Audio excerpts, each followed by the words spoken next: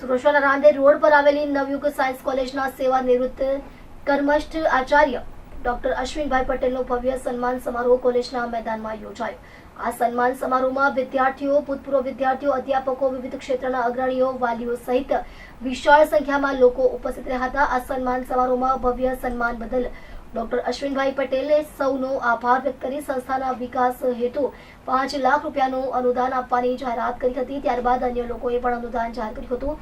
અત્રે એ વાતનો ઉલ્લેખ કરવો જરૂરી છે કે ડોક્ટર અશ્વિનભાઈ પટેલની સૂઝબૂછથી આજે નવયુગ સાયન્સ કોલેજના ભવનને આધુનિક બનાવવામાં આવ્યું છે અને તેના કારણે સંસ્થાને સતત અનુદાન મળી રહ્યું છે। તેમની સેવાને બિરદાવતા કોલેજના ટ્રસ્ટી મંડળ દ્વારા તેઓને સેક્રેટરી પદે જવાબદારી આપવાની જાહેરાત કરી હતી, જેથી તેમના અનુભવનો લાભ હજુ પણ સંસ્થાને મળતો રહેશે।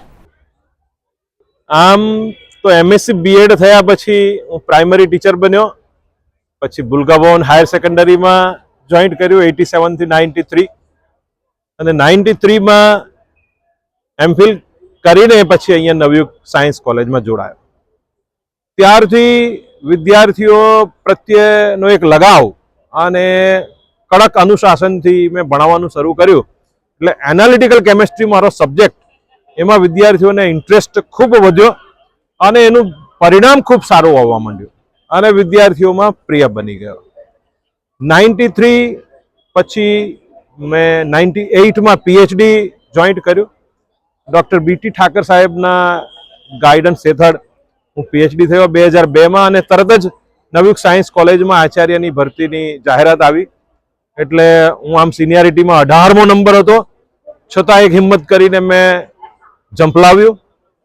એટલે ઘણાને ન ગમ્યું, પણ ભગવાનની કૃપાથી હું આ જ કોલેજનો વિદ્યાર્થી, એટલે આ કોલેજની સ્થિતિ મારે સુધારવાનું એક દિલમાં અંદરની લાગણી હતી, એટલે હું જોડાયો અને તરત જ મેં ડેવલપમેન્ટ કરવાનું શરૂ કર્યું। પણ આર્થિક સ્થિતિ ખૂબ ડામાડોળ હતી એટલે થોડો અચકાયો। પણ ભૂલકા ભવન સ્કૂલનો મને અનુભવ, એટલે ત્યાંનું વાલી મંડળ ખૂબ એક્ટિવ અને સપોર્ટિવ, એ રીતે સૌપ્રથમ મેં વાલી મંડળની સ્થાપના કરી।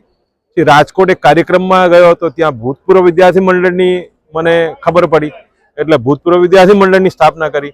આ બે મંડળે આજ દિન સુધી પાછું વળીને જોયું નથી, એટલા લાગણીથી એ લોકો જોડાયેલા છે અને સંસ્થાના ડેવલપમેન્ટમાં એ કોમ્પ્યુટર લેબ હોય, લાઇબ્રેરી હોય કે પછી નવું ભવનનું નિર્માણ હોય કે વિદ્યાર્થીના શું કહેવાય કે સપોર્ટ માટે એઓ અડીખમ ઊભા રહ્યા। એમાં ખાસ કરીને વાલી મંડળના પ્રમુખ શ્રી રમેશભાઈ પટેલ અને ભાઈ શ્રી જગદીશ બોદરા, ભૂતપૂર્વ વિદ્યાર્થી મંડળના એમણે જે સપોર્ટ કર્યો છે અને ખાસ કરીને પછી અમારામાં એક શું કહેવાય કે પ્રેરણા મળી અને સમાજમાં ટેલ નાખી કે ભાઈ અમારે આ વિદ્યાર્થીઓને ભણવા માટે વર્ગખંડો નાના છે તો એને મોટામાં કરવા માટે નવા બિલ્ડિંગની જરૂર છે, તો એ બિલ્ડિંગ બન્યું।